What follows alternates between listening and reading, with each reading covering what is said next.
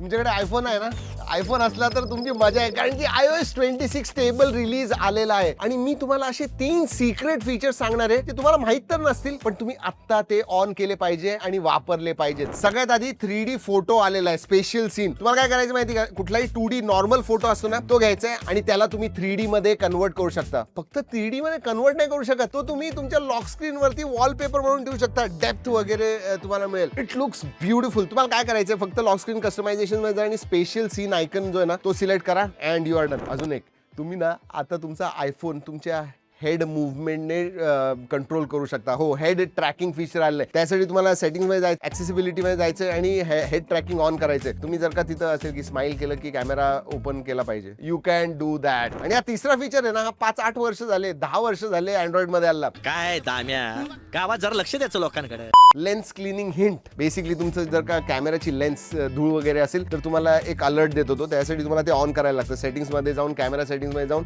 Lens cleaning hint म्हणून आहे, ते ऑन करा आणि तुम्हाला मिळू शकतं. बरं, तुम्हाला एक गोष्ट सांगू का, 13 GB चा मोठा अपडेट आहे आणि याच्यामध्ये भरपूर जवळजवळ 15-18 नवीन फीचर्स मोठे मोठे आले. त्यावरती फुल व्हिडिओ केलाय, नक्की जाऊन बघा तो. म्हणजे तुमच्याकडे जर का आयफोन असेल आणि iOS 26 तुम्ही आता डाउनलोड केला असेल, you will come to know what all new features are there. आणि शेअर करा हा शॉर्ट आपल्या मित्रांबरोबर ज्यांच्याकडे आयफोन आहे.